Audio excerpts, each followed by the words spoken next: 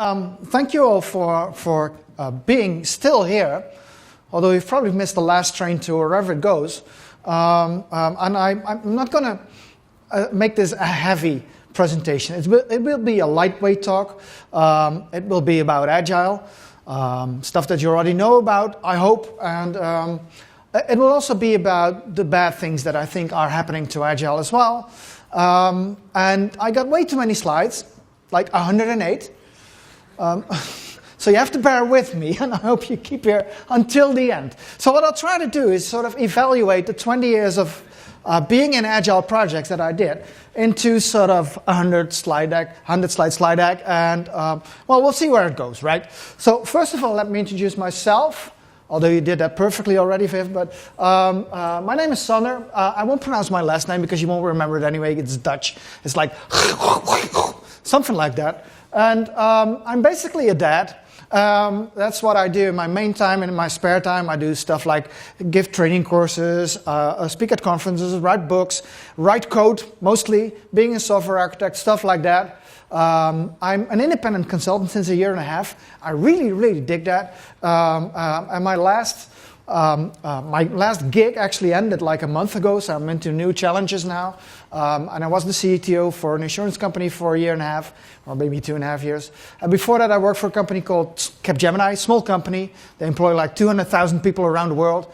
And I was one of them. I used to be their global Agile thought leader. So I know a little bit about Agile, stuff like that. This is my personal website, my Twitter tag if you feel the need to tweet about it. And this is my email address if you have any additional questions, because I know I talk way too fast, even in English, which is not my mother language. So anyway, I'll try to do that. So, oh yeah, and I've written a bunch of books. They won't help. These are in Dutch. This is in German. It's about the same, but they use longer words, and that's about it. But it's also available in English. You can buy it off Amazon. So this was the commercial slide. Okay, good. I haven't got enough time, right? Did you know they have waterfalls here in Wales? I didn't know that, actually. This is my second visit to Wales. So we visited a waterfall, and I thought it might be a good idea to start at waterfall. You all know the waterfall model, right? You've seen it. You've had it at school, right? Do you know how old it is, actually? So the first paper, there's a paper, actually, that mentions the waterfall model, even without mentioning the word waterfall. Do you know how old it is? No, it comes out of a white paper written by a guy called Winston Royce, and it's called Managing the Development of Large Software Systems. Now, Winston Royce worked at Lockheed, and in 1970, so for those of you who said 1970, you're correct. That's old, right? That's almost as old as I am, but, well, just. And he wrote this particular white paper. Now, in this white paper, there is a picture you all know, and you all love, right? It's this picture. Nobody loves that these days. It used to be a great picture, right? When I started programming, this was the model for doing projects. And to be quite honest, in a lot of organizations I know and I visit, it is still the model they use for software development projects. Now, I'm not going to ask because nobody will actually admit to it, but there's probably people in the room here that still do waterfall-based software development, right?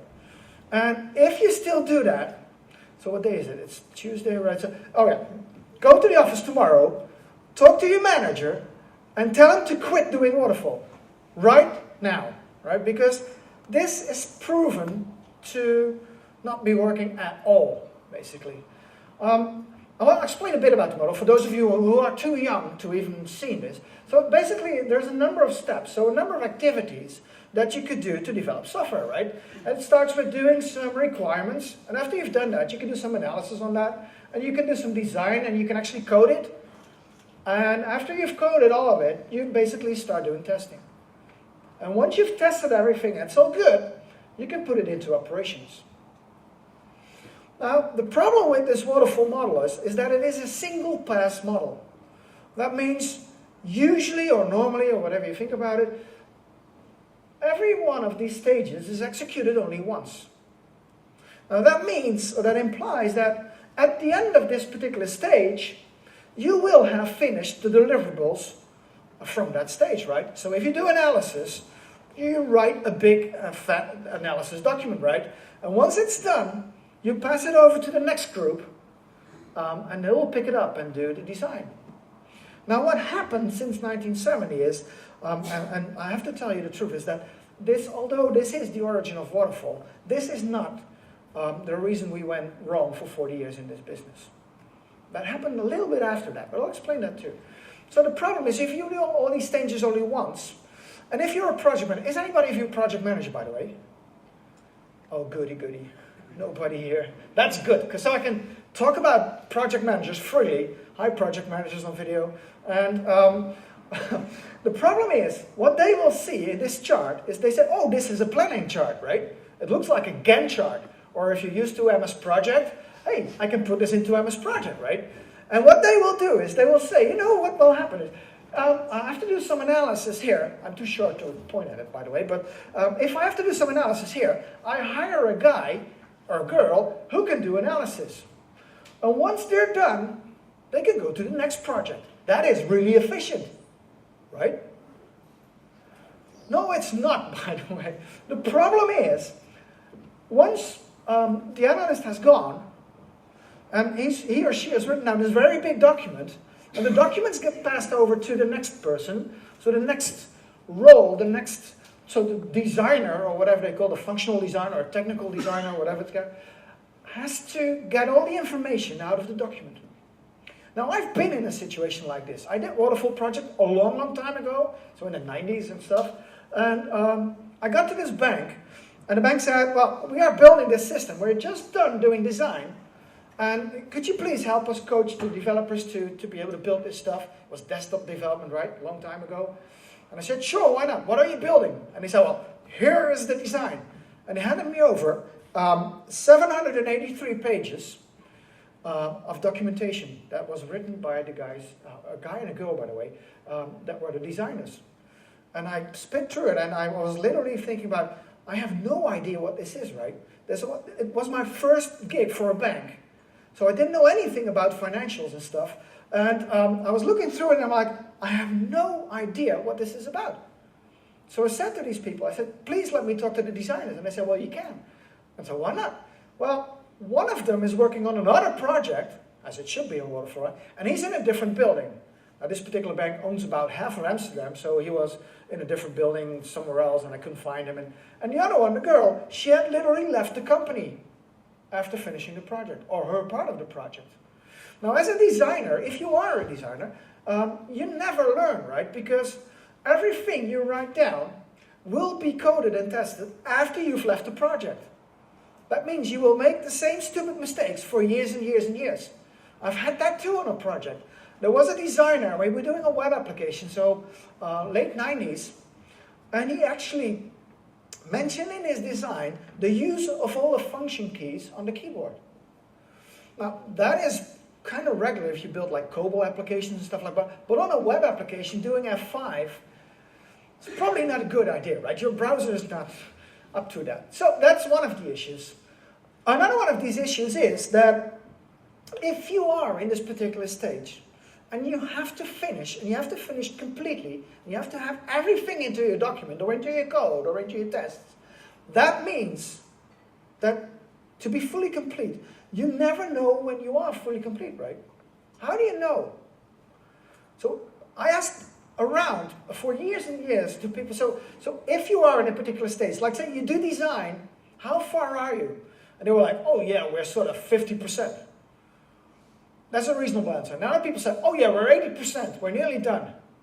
You all know what that means, right? If you're 80%, you're nowhere, right? It's just basic crap. But the most answers I got were actually, oh, we have this 3-month period, and we're like, we've spent 2 months already, so we're at 2/3 of what we need to do. No, you're not. You're 2/3 of the time you have, which is very, very different, by the way. So this is one of the issues. Another one of these issues is that in waterfall projects are meant to be plannable, right? You create a plan early on in the project, like, oh, this is what we need to do. We need to spend 4 months of analysis, 3 months of design, 6 months of coding, and then 2 days of testing. That's what usually happens, because usually time runs out during coding and stuff like that. And that means it's plannable, right? And it's not meant to change. So if you do waterfall, most people say, yes, we can do this, but we're not going to change the requirements anymore. So after the requirement stage is done and the rest of the planning is made, you do not change the requirements. That's the basic assumption of waterfall. But the problem is, it always changes, right? On average, on a project, on any project, whether that's waterfall, agile, or whatever you do, requirements will change between 20 and 25%. That is quite a lot, right? That means a lot of the requirements that you've written down earlier on will never make it into software. Now that is pretty stupid, right? So that's waterfall for you. And this is the third one. I have to say this as well. This is called Beam's Law. Now there was a guy called Barry Beam. I'm not really sure how to pronounce his last name, but anyway, I call him Barry Beam. I don't know why. He says, well, basically, if these are the stages of your project, if you find something irregular, if you find a bug, the later you are in the project, the more expensive it gets. And that's not a linear graph. It's actually exponential, which means if you only start testing at the end of the project, it is very, very expensive to change stuff. I've been there too. There was another project for another bank, and we built a desktop application. And the architect, luckily it wasn't me, he came up with a brilliant architecture. He said, you know what, every time we move from one field to the next one, using tab, we're going to trigger, like sort of dynamically, trigger all the business rules that need to be triggered at that point in time. And that was okay, right? Because we were the developers, and we have fast machines. Now, I'm not really sure how old you are, but we had machines that had brilliant processors in it, like the 8386. Who of you remembers that one? That was brilliant, right? It ran like 33 megahertz, right? So that was pretty fast. I had a 100 megabyte hard disk in my computer, right? That era in time. So we coded it out, brilliant architecture.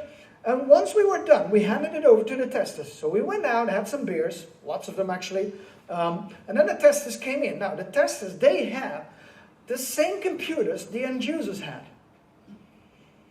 And they had different processors in it. They had the 8086. Now the 8086 processor had two different modes. You still remember? I used to have one of those, and it had a button on it. Mine was red. And if you pressed it, the button, by the way, said turbo. This is real, guys. This is not, I'm not joking. And once you push the turbo button, it went from 4.77 megahertz to 8 megahertz. Still, the developer's computer ran at 33, right? So it was a lot slower. As a result, on the tester's PC, every time they moved from one field to the next field, it took 3 seconds. Now this was a data entry application, right, for insurance policies. It never worked. So on the second day they started testing. So that means somewhere here, I have to be careful, somewhere here, they said this doesn't work. You need to refactor your architecture. Well, we're like, crap, what are we going to do? So we had to do it basically. It took us half a year on an 18-month project. So that was a really expensive mistake. So basically that's an explanation of Beam's Law. Remember that, please. Beam's Law, by the way, also goes in Agile projects. But because on Agile projects you do all these activities in very short periods of time, usually called iterations, but if you believe in Scrum, they're usually called sprints, sort of the same thing, basically. And that means that this whole graph is pushed into a single iteration usually, if you are able to finish at the end of your iteration the stuff you promised to do. So basically, this is why waterfall is basically doomed. Now, there is an interesting thing about this white paper that Winston Royce wrote in 1970. Because you might think, oh, he's the root cause of all misery we had in this field, right? He cost us millions and millions of euros and pounds and dollars and whatever you might have. And that's not the case. The problem was that in 1974, the US Department of Defense needed a standard for doing software development, a standard methodology. And they hired a guy who created the STD 2167 based on this particular white paper. And what he didn't realize, or didn't understand, or Maybe he wrote it in different ways that you could actually interpret it in different ways. Anyway, it got interpreted as being the waterfall model, but in Winston Royce's white paper, the figure you saw is only figure 2. There is a figure 3 in there as well, and it looks like this. Now that is a bummer, right? Because if we would have realized the importance of those little arrows that go up, back up, that would have changed the world a little bit faster than we did now, right? He actually says there is an iterative interaction between the different phases. He actually says the waterfall model as described, but he doesn't call it waterfall, doesn't actually really work. Because you always have to be able to go back, maybe 1 stage, maybe 2, maybe even 3, to improve on what you're doing. And he basically says, well, hopefully it's confined to successive steps. But he wasn't sure about it. There's more quotes in there. Right? He basically also says this: note that it is simply the entire process done in miniature to a time scale that is relatively small in respect to the overall effort. You realize what he's saying, right, in 1970. He is actually sort of describing how Agile works. Now that, when I first read that, and you should read this white paper, it's very interesting stuff. It's still on Wikipedia, so you can just find it. That was sort of, what happened in the world between 1974 and, let's say, 2003 or whatever we should use as a year. So lots of stuff happened, right? Now the thing is, a lot of people say, okay, we went from waterfall into Agile. And there's nothing in between it. There's lots of stuff in between it. We went through all sorts of iterations of improving the way we work.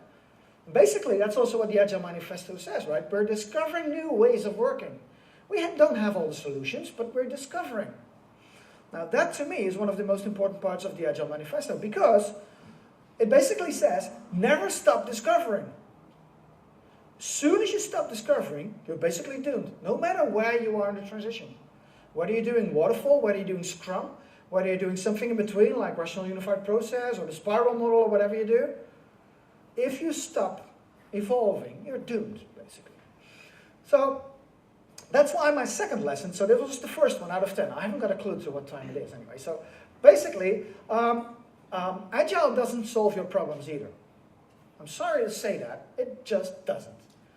Although your problems might get smaller, it doesn't solve it. For years and years, I got this particular diagram, this particular cartoon in my mailbox. People saying, hey, there's a cartoon on Agile. There's loads of them right now, but this was kind of early. And basically, this is a good description of what most people still think what Agile is, right? It means no more planning, no more documentation. You just start writing code, and then you complain afterwards. Well, it's not. It's slightly more structured. But the thing is, what happened to Agile, I'm not going to explain to you how Agile works, though, is that since the introduction of the Agile Manifesto, and you know, Agile stuff was out there way before that, people start using the word Agile, or the phrase Agile, for loads of things. Just look it up. Everything needs to be Agile these days. Whatever that means, by the way. And people take it into very different directions. Now I'm a developer, right? And I loved it when we still all did extreme programming. Because I love all these technical stuff that's in extreme programming, which is not in Scrum, it's not in DSDM, it's not in FTD, it's not in most of the other Agile practices and processes, but it is in XP. So as a developer, I love XP. I still do. And the problem is, people take it all sorts of directions. To give you an example, Aaron van Ko, who's not Dutch, by the way, he's Australian or New Zealand or whatever, he says, Agile alone won't change organizations. For that, we need other ideas, blah, blah, blah, blah, blah.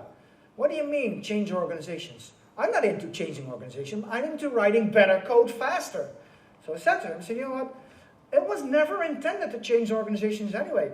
Yes, you can take it there, for sure. But the question is, does it still have to do what it originally was intended for? Because it was originally intended to write better software faster, right? And more targeted at the client or whatever you might name it. That's why some people say, you know what, Agile is actually dead. Now, Dave Thomas, who's actually one of the original people who wrote the Agile Manifesto, he basically says, well, you know, I was there 13 years ago. This is a kind of older post. And he basically says, well, since then, I haven't participated in any Agile events. And I'll explain to you why I stopped talking at Agile conferences. This is not a typical Agile conference, by the way, Viv, don't worry. And he says, why did I go? Because I didn't think that any of these things that were in the spirit of the manifesto we produced. So he basically says, I sort of lost interest in this whole Agile thing, basically because it went into a direction that I didn't want it to go in. I have the same thing. I have this feeling that let's say as developers, testers, and other people who actually do work in projects, we have to sort of get this stuff back. Get it out of the hands of what I would call Agile hippies in Agile suits, and I'll show you. So here is the example. Here's your name, Ben, on the program. Right? This is an example. This is a real program from an Agile conference. And this is the point that I stopped having interest in that. Like, sessions are called Turn the Ship Around, Create Leadership at Every Level. What do you mean? I just want to write code. I believe I can draw. Sounds like an interesting session to me. Doesn't.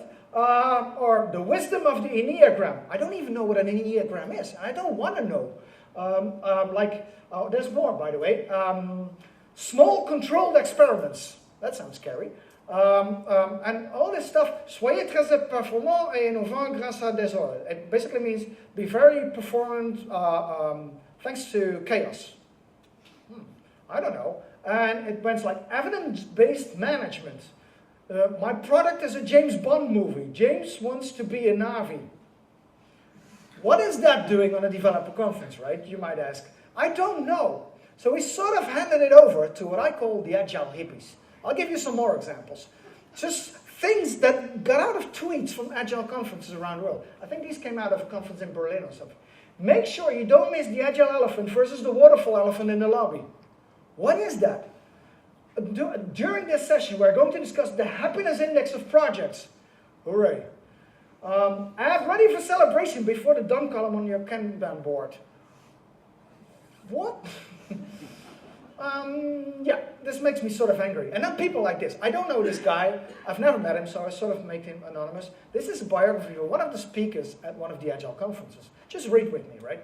He says, invented several unique techniques. Cool. Like influence mandalas. Influence map. Supplication. I like this one the most, actually. Exit and re-entry. Are we still talking about Agile? Or what is this? He also invented the language of elegance. I'm not really sure which language that is. It's probably not Java. But anyway. And by the way, he also he invented the interview. Now that is cool, right? I always wanted to do that. But so this is the way the world is going. Just to remember you, it says Manifesto for Agile Software Development, right? It's about code, yes. And then there's the second part, the group of people that I'm not really comfortable with. It's what I call the Agile suits. Basically, there's money in Agile, right? So if you're a tool vendor, you have to be on the bandwagon, basically. So all the tools you can get, build better.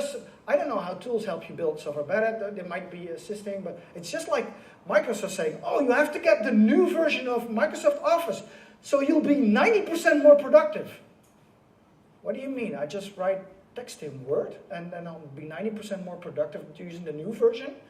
I haven't got a clue to what that means, right? So software build better, faster, tool, any arbitrary tool. Most of the vendors don't like if I have them on the slides, but anyway, I use a lot of them. So, and yes, by the way, you can actually buy it, right?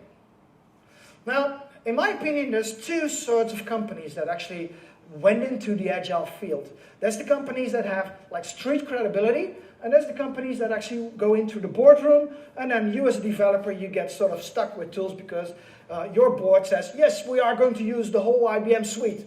And you're like, what? Stuff like that, right? So the street credibility, it's a bit like Atlassian, right? I love Atlassian, great company, by the way, but I put up the other ones first. So sorry if you work for IBM. This is about IBM has a huge, massive tool set. And every time a new paradigm comes along, they'll rebrand it. Right? So once we move to from waterfall to RUP, basically sort of their invention, well, once they bought Rational, into Agile, and now we're moving into continuous delivery, they'll rebrand the whole tool set. It's basically still the same stuff. And there's loads of stuff in there, right? All sorts of tools and even more tools. Oh, and by the way, there's pricing. You have to look really hard on their website, but it is there, right? So Agile can make profit for you if you're a company that sells tools. Now the other half, like Atlassian, they'll put up funny movies about pair programming. It is funny, by the way. I think it is. But so they gain like street credibility. They don't come in through the boardroom and have presence in all the boardrooms of big companies. They come in through the developers, right? It's the other way around. It's a different strategy, and it works pretty well, because if you can convince people to use Jira, or are you using Jira? Who of you is not using Jira, for instance? See, that's quite a few. That's what I mean, by the way. But so, they have different credibility. They have credibility in the field, right? That means they come up from the bottom and move up to the top. But still, they are also in it for the money, right? It's not some hobby of some philanthropist saying, oh, here's a bunch of tools and please use it. They want to make money. And there's good right to that. What they all want, and I've seen this happen multiple times, also on Agile projects, is that something called vendor locking. I'll read it out loud to you so you know where you are when you talk to vendors, right? A vendor locking, also known as a proprietary lock-in or customer lock-in, makes a customer dependent on a vendor for products and services, unable to use another vendor without substantial switching costs. Now that's what they all are after, right? That's how companies work, that's how you products. And it's not necessarily a bad thing, it's just you have to be careful about this stuff. Trying to use some tool for like a half an hour, and you get stuck for the rest of your life with whatever tool you're using. So, that's 2. Now 3. So who of you is a certified, or what's the other one, professional Scrum Master? Only a few, that's good. I know you would be. So, let me tell you a bit about this stuff. So, to give you a comparison, right, you can be a Scrum Master, right? Scrum Master, that means you're good at this stuff, right? I'll give you an example of something else, like karate, right? So how much time does it take to become a karate master? Is anybody on? Well, you know, Kim, you should know. How many years of training does it take you to become Dutch champion, for instance? 10? Yeah. Years, right? Not days, eh? Yeah. 10,000 hours. That's what Malcolm Gladwell would say, yeah? Okay, so quite a lot. But you can become a karate master eventually, right? So now let's talk about Scrum. So how much time does it take you to become a Scrum Master? 14 hours. 14 hours. 2-day course. 2-day course, and that's it. And you take the test, right? You can even do the test without taking the course. It's quite different, right? The problem is we've lowered down our fences. Now what will happen is, or what has happened is, I've seen a lot of people coming from outside of the field of software development move into this field and get a daytime job being a Scrum Master. Whether you're certified or professional, I don't really care actually, but one's more expensive than the other, but what the heck, right? And you know what will happen is, if you have very little experience in something, what will happen is, there is something you will pick up. Like the Scrum Guide, for instance. And what you will do, if you have little experience and they'll throw you into the deep, is you will try to use this guide, or this book, or whatever you might have, to sort of solve all the problems. But if you don't have all the solutions yet, you're looking at the guide and you're like, oh, I have to do this. It has to be like this, right? And I constantly get these sort of feedback from projects saying, oh yeah, no, you cannot do modeling in an Agile project. It's not allowed. What do you mean? I always do modeling in Agile projects. Why do you mean it's not allowed? Well, it's not in the Scrum Guide. I literally have those remarks, right? Now, that's what people are doing. They'll try to do it in a very dogmatic way. After that, of course, after the 10,000 hours, you learn and you get better at it. But the dogma, just to read out loud, is an established belief or doctrine, let's say Agile, held by a religion, Scrum, or a particular group or organization, like the Scrum Alliance or these other. It's authoritative and not to be disputed, doubted or diverged from by the practitioners or believers. Now that is what will happen, right? And what I've seen, more in the past than it is now, is that the different Agile groups actually battle each other for the ultimate truth. There is no ultimate truth in Agile. There is no ultimate truth whatsoever. But you see stuff like this. It's what I call fundamentalism. It's people saying, no, you have to do it like that. I'll give you an interesting example, right? There was a project in Brussels that I visited, and it was sort of going downhill all the way. So I talked to the project manager. Yes, they had a project manager. And I said, so could you show me your project plan? And he said, well, basically, we don't have a project plan. I'm like, what? And he said, yeah, because our Scrum Master said, there is no project plan in the Scrum Guide. So we don't have a project plan. I said, okay, interesting opinion. So what's the problem? He said, well, the customer, which was an atomic energy agency actually, they didn't want to accept the software that they built. I said, why not? I said, well, we don't have acceptance criteria. I'm like, okay, that's an interesting move. I said, why not? He said, well, basically, the Scrum Master said that in Scrum, there is no acceptance criteria. Right? So that's what's happening to many of these projects. I've seen many projects around the world actually failing about it. I'll skip the Scrum Master stuff here. But the thing is, what will happen is, the whole team, the whole company will look at you to solve all of their problems. And then you come in with your 2 days of training course. I'm not saying you're at that level, right? But lots of people are. You come in with your 2-day training course or your 30-minute certification exam, and you have to solve all these problems. That is virtually impossible. So please be aware of that stuff. And the Scrum Guide, by the way, that is only 16 pages, or maybe they changed it in 17 or 15. There's lots of stuff that isn't in the Scrum Guide. That doesn't mean it's good. It's not good. It just means it's not in the Scrum Guide. It's a guide. It's a guide, right? It's not. The clues in the title. Right. So you can use other stuff as well, right? But that's what's happening. Is a lot of these people say, no, you have to do it like that. To give you an example, who of you is doing user stories? Did you know that the word user story is not mentioned in the Scrum Guide? It doesn't come from Scrum. It comes from XP, by the way. So, and the same goes for project plan. Project manager is not included. That's good, by the way. And so lots of stuff is not in there. That doesn't mean, first of all, it doesn't mean that Scrum isn't good. But second of all, it means that you have to do other stuff as well. Which means that for any of your projects, for any one of them, you can have different practices and different tools and different techniques and whatever. Right? There's no two projects that are quite alike. So the next one. In software development, for a reason unknown to me, people use metaphors. Right? Especially project managers. They're like, yes, well, if I build a house, then you've heard that, right? You haven't heard that? You don't build houses here in Wales?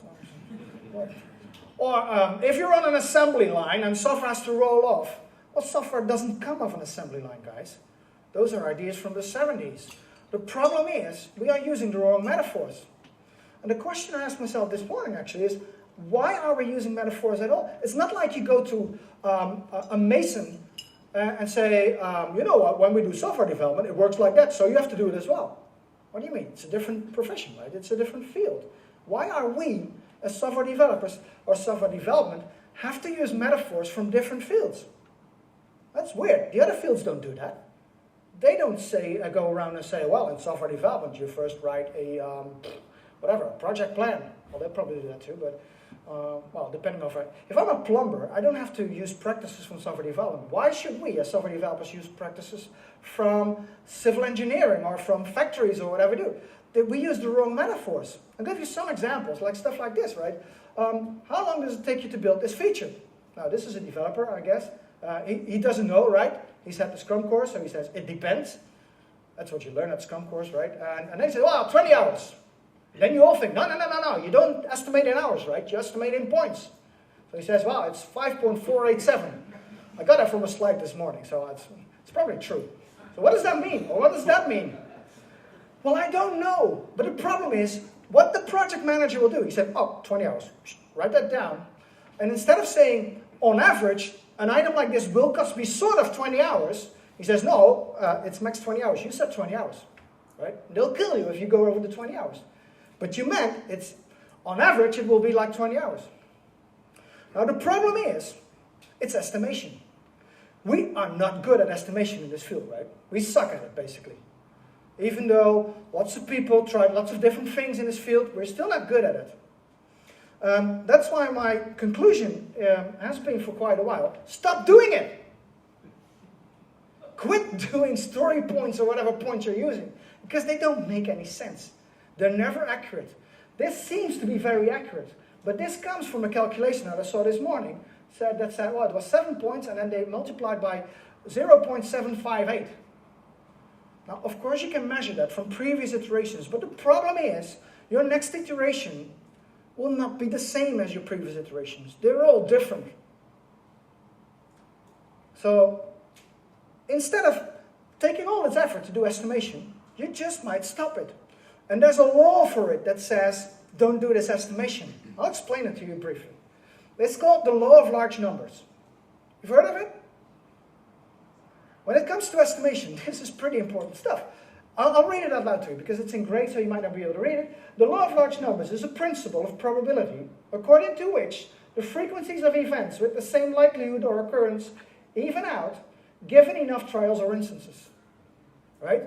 So if you have enough items that you want to estimate on a scale ABC, whether that's Fibonacci or whatever you do, if you have enough, it will even out anyway. That's basically what it says. As the number of experiments increases, the actual ratio of outcomes will converge on the theoretical or expected ratio of outcomes. So that basically means you only have to do two things if you estimate stories or use cases or whatever you do is, first of all, are they too complex? Are they too big? Right, so that's the question you need to ask. If not, our estimate is 1. Right? You can just count them, right? It saves you a lot of time and effort on creating stupid estimates that only your project manager believes, and you know you will not be able to make, right? So stop doing that, please. And then these metaphors. People say we are building this feature, right?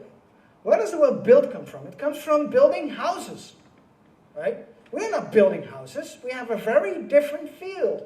So we're not manufacturing, not building houses, stuff like that. And I found this quote on the internet. I love it. I actually love it to death. This guy says, and I'm sorry if he's seeing this video. I don't remember your name. Please send me an email. He says, software is not built. It's invented.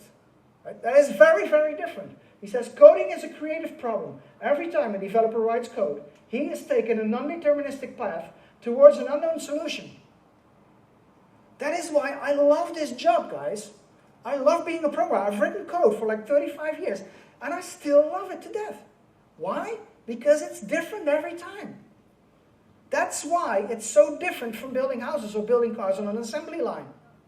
It is creative work. So please stop using all these stupid metaphors for manufacturing or building houses or construction or whatever you think you should do. They don't work in our field. Our field is different. Right? So, as my friend Shay says, it never ceases to amaze me that every project is the same, and yet every project is different. I love my job. That is basically why I do software development.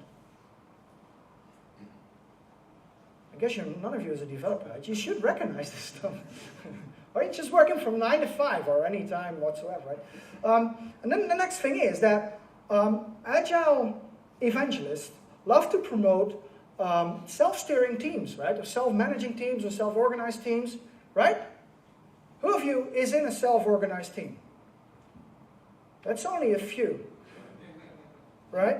So what are the other? Oh, okay, anyway, there comes the project managers, right? Now, creating self-steering teams is very, very hard. I don't have the final solution to that, but I've seen a lot of things, and it basically has to do with the culture. So I work for this company, and I'll show you the organizational chart. It looks a bit like this. So it has the CEO of the company, and everything else doesn't matter, and he's in control, basically. You've worked for these companies as well, right? So, and the thing is, if he keeps controlling everything, this is, by the way, a true story, if he keeps controlling everything, he will never create these self-steering teams. We tried for like 3 years to do that, 2.5 years, and he kept controlling everything. I give you some horrible examples of that. And that means in organizations like that, everybody will just behave the way the CEO wants you to behave, right? If he says, well, all jump out of the window now, people will jump out of the window. They stop thinking, right? They stop showing initiative.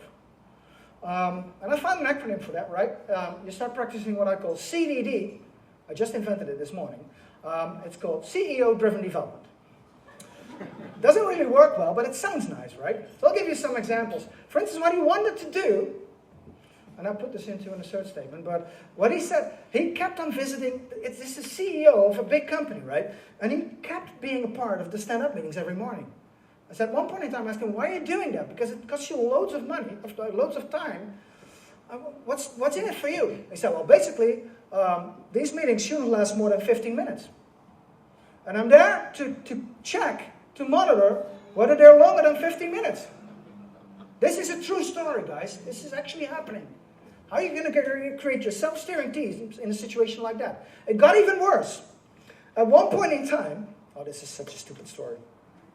At one point in time, he had the arrogance of thinking that, and he said, you know what, there might be a point that two people from maybe different teams actually want to check in something on the same file.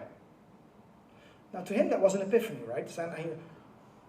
This is a big issue. How are we going to deal with that? So we tried to explain to him that version control systems have been invented in the 80s. Didn't really help. So what he did is he invented what he called, it's a brilliant invention, like the check-in quarter. So every team had a quarter of an hour to check in the code, and then the next team came along and they could check in the code, and then et cetera, right? And he actually wanted to promote that idea. And still, so we figured it out. We could take this even further. We could say, you know what? We'll put somebody, we have a hat. I usually wear hats, right? So we took one of my hats and we put all these check-in posts on. And the guy wearing the check-in hat was allowed to check in. Now, that's what actually happens, right, in organization. You feel a bit like Willy Wonka, right? Like I was Willy Wonka and the rest of the team was all the Oompa Loompas and stuff, and they didn't, well, it just didn't vibrate, right? It went all the way around. By the way, I figured out like half an hour ago, that's actually Roald Dahl Day today. So it's pretty coincidental that I have this on my slide, right? So, but creating self-steering teams is tough. And you know why? Because for most people who are used to working in controlled environments, creating these self-steering teams, you have to get out of your comfort zone. And for a lot of people in a lot of organizations, that is really, really, really tough. And the problem is, you cannot go to a team and say, from this point on, you're self-steering. They will look at you and they say, yeah, okay, so what should we do then? Right? I've seen that. It's a bit like this, right? You teach them how to draw an owl. Oh, it's 2 circles and then you draw the owl. The best quote I could find on Teams is like this one. It's like, and I found it really recent actually, but it's a brilliant quote. He says, well, a team is not a group of people who work together. A team is a group of people who trust each other. Now think to yourself, if you look at your own team, would you trust the other team members with your code, with your tests? I would actually for the teams I work with recently. And I would easily give them my code and they could work on it. And that's very different than just work together, right? You cannot assemble a team. It has to grow, and that takes a while. So if you don't give them the time to do that, they will never move forward together. That is really tough. So, next one.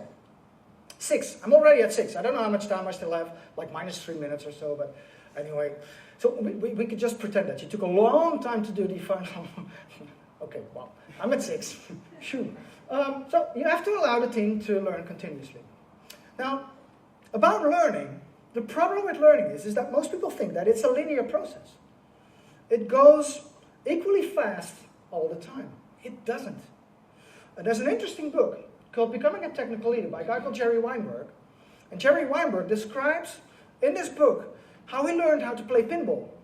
You might be like, what on earth does pinball have to do with software development? It doesn't, but the learning model is interesting. And he had this assumption. He said, you know, if I keep playing on the same machine for quite a while, I'll get better at it. Which is true. If you have played pinball, and I did it a lot when I was younger, a long time ago. And, I was younger yesterday, by the way. But anyway, so he said, basically, you learn, right? And he also had the assumption that that was a linear process. And then he figured out that it didn't work that way. He said, well, basically it works a bit like this. So you gain more knowledge, more experience for a while, and after a while, you learn something very new, a breaking change in the way you do things, right? It happened to me, for instance, when I first started using, in Java, we created a version of the try class from Scala, to be able to program like that in Java. And it was pretty cool. And at first I thought, what is this? Because I didn't create it, a colleague of mine created it, and I was like, I don't know how to use this. What kind of stupid thing is this? And after a while, once you start using it, you figure out, hey, this totally changes my perspective on programming. By the way, if you do C#, on my GitHub account, there's a C# version of the try class with some examples in it, and it totally changes the way you program. I didn't invent it; it's just from Scala, right? But it's changing the perspective. That means I don't go linear, but I'm like this, and I'm getting better and better and better slowly, and then all of a sudden, I start doing things really differently. And it gets even worse, because what he started to do is he started looking at the scores that he got.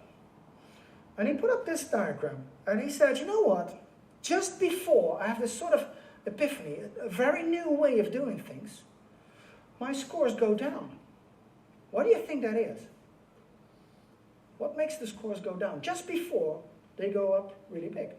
When you try to apply something new, you go... Right. When you apply something new, it doesn't really work first time, right? You have to get used to it. You have to figure it out, how it works and how it will help you. With pinball, what he describes in the book is he said, you have these multi-ball machines, right? Have you seen them? And like all of a sudden you have like 5 balls and you have to do and you lose all of them. So that's when your scores go down. Until you realize that there might be an interesting technique to apply here, saying, you know what, even though I have 5 balls, when they come to my flippers, I'm like, sort of just push them away, but I only concentrate on a single one. Which means, after 4 out of 5 have left the building, I still have this single ball to continue. And he used that, and he figured it out, and all of a sudden his scores went up gigantically. So the thing here is that the real model is actually like this. So if you allow your teams to learn, you have to realize that they will not improve linearly. Many project managers assume that it happens that way. It doesn't. Stuff breaks down occasionally. It's like, you broke the code, you broke the code again. Don't check in this stupid stuff. I'm trying to do stuff really better, and well, it doesn't work at first. I break the code a lot. At some point in time, they disallowed me to check in my code. They denied me access of GitHub, Git, and terrible. Anyway, but it slightly improves, and eventually you figure it out, and you're much better, much faster at what you do. And you have to realize that it's not a linear process. Now the next thing. The thing is, you are not Usain Bolt. That is, I assume he's not in the room, or nobody has the same name coincidentally. That could happen too, right? So Usain Bolt is pretty brilliant in doing the 100 meters, right? He's, by the way, even more brilliant in doing the 200 meters, because the times he has for the 200 meters, he's faster at doing 200 meters than 200 meters dash. So he has a flying start, right, for the second one, if you could compare. But the thing here is, it's the iteration model that comes out of Scrum and all the other Agile approaches that sort of puts a lot of pressure on teams. And I've seen teams actually fall down of this. The thing is, you can say, okay, you know what, we're going to deliver this whole bunch of work, and we'll promise to do that, and we'll put it in the sprint backlog, and we do all the work, and at the end of our sprint, we've done it. How many of you have been in sprints where you committed to do a piece of work, and you didn't finish it? My guess is all of you. If you say you haven't been in such a sprint, you're lying, I guess. Or you're really, really good. That could also be the case, right? So the problem is, if you do that time after time, so you have these 2 weeks or 4 weeks periods, or 1 week periods for that matter, or 1 day, whatever you want to do, and you say, I'm going to produce this potentially shippable product increment, as it's officially called, or I don't know if it's still called that way, but you put a lot of pressure on the team. Basically what you're doing, you're creating mini projects of 2 or 4 weeks. Now the problem with that is, you're committing to it. Now, there's always this discussion about whether the commitment word is left in or left out of the Scrum Guide. I haven't checked lately, but anyway, you commit to do a bunch of work. And the problem is, if you don't succeed at that, and you continuously don't succeed at that, you get very much demotivated. And I've seen it happen on projects. I'll give you an example from a real project. This is a burned down chart of an iteration of a project. They had monthly iterations. So they decided to deliver this amount of work. In the end, they couldn't do it. So the second iteration, or the next iteration, they had the same pattern, right? They promised to do a bunch of work, and they just couldn't commit to it. something happened along the way, right? It's not that either you're very bad at estimation or you're very bad at what you do. It's just that this estimation part is still very complex. And the third iteration is the same, and the fourth too, and the fifth and the sixth. And eventually what happened in this project is that the project manager got really, really angry because he needed to deliver a whole bunch of user story points. And after this iteration, he only had 2 left. Now, what happened is this. There was an average amount of points that they did during an iteration. It was something like, I don't know where the number is. It should be on there somewhere. 98.5 on average, right? And for the last iterations, they still needed to do 460 points. And then he said, oh, you have to work in the weekends, you have to work at night, etc., etc. And the whole problem was, it's the iteration model. I'm going to take you a step beyond Agile, let's say, saying that this whole thing of having iterations and commit to a bunch of work, it might motivate you, but it also puts a lot of pressure on your team as well. And in the end, in the long run, it could even demotivate you. So what I'm saying here, what I'm trying to say is, stop doing iterations. If you just started doing iterations, you're good. If you've done them for a long time, you will realize that making this promise of having to finish up stuff every 2 weeks is pretty tough. So what if you lose the concept of iterations? What if you would just say, you know what, I have this backlog of stuff, and every time I finish something, I'll pick up the next one. Project managers will now say, yes, but that doesn't guarantee me how fast you work. Now that is a matter of trust, right? If you don't trust the people to do the work, if you don't trust your own team or your own teams, you're nowhere. Anyway, so my guess would be, stop doing iterations. But you can use them as a sort of, well, I have this 2-week retrospectives, which is really good. So you can improve continuously, right? But as a mini project, to me, the iteration does not make very much sense. So think about that. So the next thing, we're at 8 already. Who of you is using Scrum boards like this, or task boards, or whatever they're called? Stop doing that. I'll explain to you why I think that. So it's my opinion, right? So basically, this is a stupid one, by the way, but most of the projects I visit that use boards like this, what you'll see happening is that there's stuff on the to-do, there's stuff on the done, and there's a whole bunch of items that sit in the middle. Now the problem with that is, if you ask a team how far they are and what they're doing, it doesn't show. It has no visibility whatsoever. It just, there's a bunch of, sort of a cloud of work that we still need to do. So what I would recommend in this situation is, look at the different steps you take. Look at the actual process. Now I know process is a dirty word these days, but look at the process of delivering the software. This is an example. I'm not saying use this one, but this is just an example of a board that we used in a project saying, okay, here's some stuff in preparation. This sits in the current iteration. We still use iterations back then. This is stuff we're actually doing. So developers are doing, right? That's called working. And then there's developer testing, acceptance testing, rework, and accepted. And sometimes from rework, it goes back into the cycle. That's the way we looked at work items at that point in time. Whether they're user stories or tasks or use cases or whatsoever, it doesn't really matter actually. The thing is, if you sort of visualize your flow like this, what will happen is that you will immediately start seeing where the issues are at any given point in time. So as an example, what's the problem here? Testing. Testing is always a problem, by the way, but you're also slow, these testers, right?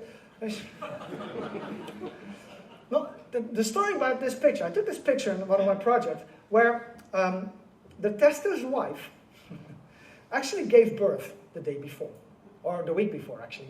So he wasn't there, right? He was at home, and he couldn't test at home. So we, as developers, we just moved everything to the testing console. And when he got back, he was like, I'm going home again. And the problem is, the thing is, you can immediately see what's going on. And you can immediately see what's wrong with it. And also, if you stop using iterations, basically the only thing you need to do is that every time you pick up a new item, you just put it on the board, and it moves from left to right to the board. And the idea behind this is that you can always see the weakest link. You can also, it's not in persons, right? Because we're a team and we trust each other. But you can see what the tough part is. In this case, it was testing, but that was temporary. So we took, as developers, we took up all of these stories and we started testing them ourselves, basically because he wasn't there. Well, he came back and got scared and we helped him out. Because you start helping each other, because you see where the problems are. So this is a much better visualization. So that's 8. And number 9, I have no idea where I'm in time, but it goes to 10. So we're nearing the end. So you might be able to catch a train tomorrow morning. And and the next thing is, there is no such thing as a one-size-fits Agile. That's something I have against fundamentalism, is that a lot of people are there, if you do Scrum, it will work out. Or if you do FDD, it will work out. Or if you do DSTM, it will work out. Or if you do XP, it will work out. It doesn't. There is no methodology out there in the world, whatever methodology you think there is, that actually does the job for you, because all of your projects are different. Again, that's why I love this field, right? I love being in new projects every time again and again, and see what the issues are, see how I can get the domain running, see how I can get the website running, etc., etc., etc. So it's different every time. That means your approach will be different every time. Your Agile approach will not be like your Agile approach. It will be different. There's a lot of commonalities in it. So the basic, all these principles and all these ideas that we have in Agile, they're sort of the same, but you can differ in pieces, right? Another thing is, there's lots of talk about this scaling Agile stuff. Who of you has fallen for it? Nobody. Yeah, good. Somebody did it. Anyway, so the thing is, in Agile, and especially with Scrum, is saying Scrum is not a process, it's a framework. What do you mean it's not a process? It has steps in it, right? I like this one. So this says crisis, no crisis. You could say, well, what process? And I found this one. Anyway, so the thing is, if you look at the Agile Manifesto, it basically says individuals and interactions over processes and tools. Now, to a lot of people, this means, we won't be able to use processes. You cannot have a process by which you work. That's not true, by the way, because in the end it says, that is, while there is value in the items on the right, we value the items on the left more. That means, yes, there is a little process that you can have. And if you look at the flow that I depicted on the previous slide, it has some process in it, right? And every one of these Agile approaches actually has a very little approach, right? There's ceremonies to take, there's meetings to have, as little as possible, of course, and there's a way you work in it. I call it a process anyway. So the question is, if you move from one team to multiple teams, or to 80 teams, or 100 teams, or whatever you do, you might say, I need some additional stuff. And the question is an approach like Scrum, is that sufficient? Well, no, it isn't. That goes for any Agile approach, because any Agile approach is actually meant to use in smaller teams, right? Teams of 7 plus or minus 2 or 3, whatever it is, people in the team. That really works. All of these Agile practices are based on that size team. And if you would say I'm just going to do 4 Scrums and does it work? It could work. But basically, if there's synergy between these different teams, you might think maybe we could use a single backlog on all of these teams. One of the companies I recently talked to actually is moving there. They're moving all of their teams on a single backlog. Now that's an interesting concept, for instance. And then there's people saying, yes, we need an enterprise Agile approach, like less or safe or whatever it is. And the problem is, with most of these companies that I've seen that actually say, yes, we need a scaled Agile framework or whatever you do, you're actually going back to what we had in the 90s. We had stuff like rational unified process, right? And we allowed the process to guide our projects. Now, processes don't make your project succeed. It's you that make the project succeed, right? So if you're moving to enterprise Agile, I would stay out of it anyway, but people love doing that. The thing is, a lot of these companies that I visit, they have never done a single team successful Agile project. And now they're moving to enterprise Agile. Well, they actually haven't got a clue to what they're doing, right? So my opinion is, check out these enterprise frameworks as late as possible, right? That's Agile, by the way, anyway. And just create it from the ground up, right? Start with one team. I worked for the Dutch Railways for a while, and we started with the first team doing Agile there. And we had stand-up meetings every morning. And people from other teams all around the building, they sort of came down to us, because we're on the first floor, And everybody was in the tower, right? And they looked at us and like, what are you guys doing? What is this? And I said, well, it's a stand-up meeting. We do that every day. And then people started gaining interest, right? They're like, oh, what does it do? And they're like, okay, go sit there. Just watch us do it. And after a while, a number of the other teams picked that up as well. They started doing stand-ups. They didn't have iterations yet, but they started doing stand-ups. And you can sort of let it ripple out until your organization. And it moves out into different fields, like in marketing. Have you ever seen a marketing team do stand-up? It's the same thing, right? You can do it for construction workers as well. It's just a good technique. So it ripples out into your organization. And that, to me, is an interesting way of looking at Agile in the enterprise. But basically, this is maybe a strange sentence.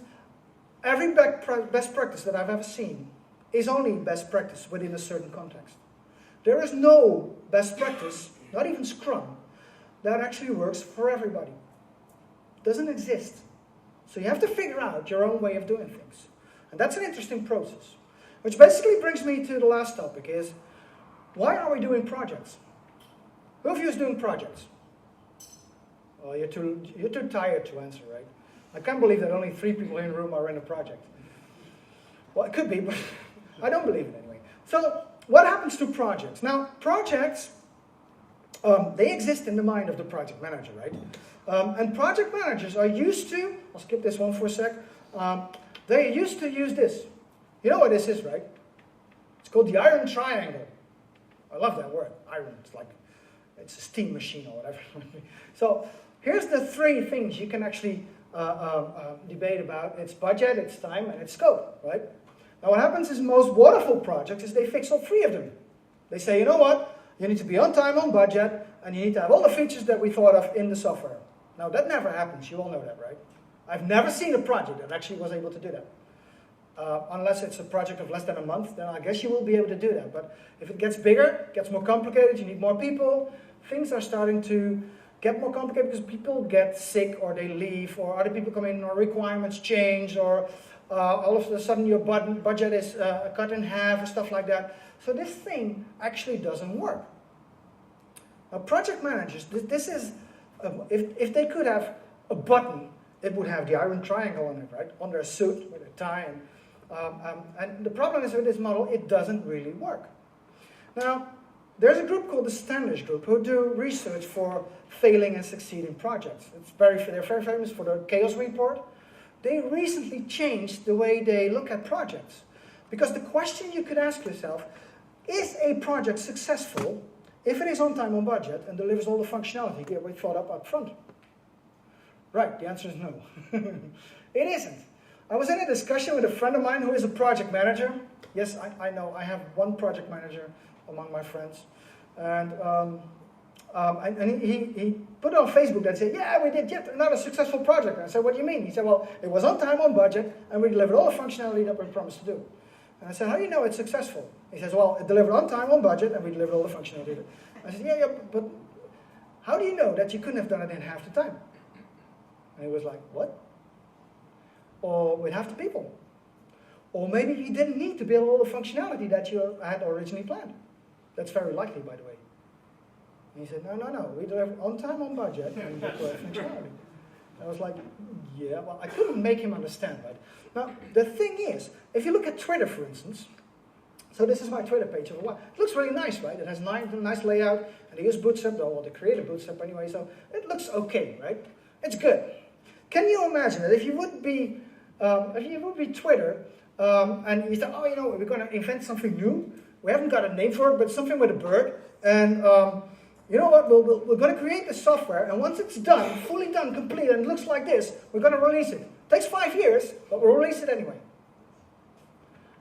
If Twitter would have done that, they now would have like 3 users that probably all have worked at Twitter, and they didn't do that. They put out the first release of Twitter as fast as possible as they could. It didn't have all the functionality it has now, but it sort of worked. It looked a bit like this. Or not a bit like this, it looked like this, right? Now you might think, this is horrible. Yes, it is. But it worked. Now can you imagine, who of you is using Gmail, for instance? Most of you probably, right? So I've been using Gmail for, let's say, 15 years or so.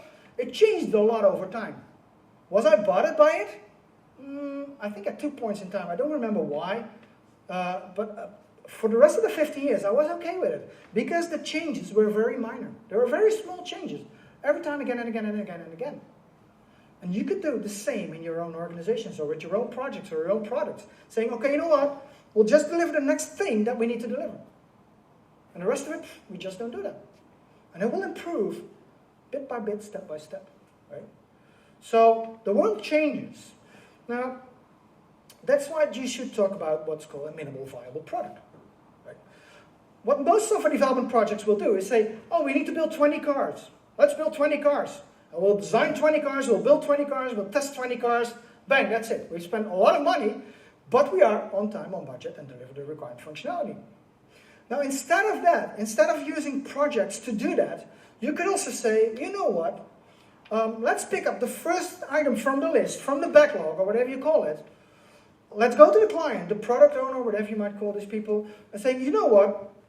Here's the first feature. What shall we do with it? Shall we build a very simple skateboard version of it?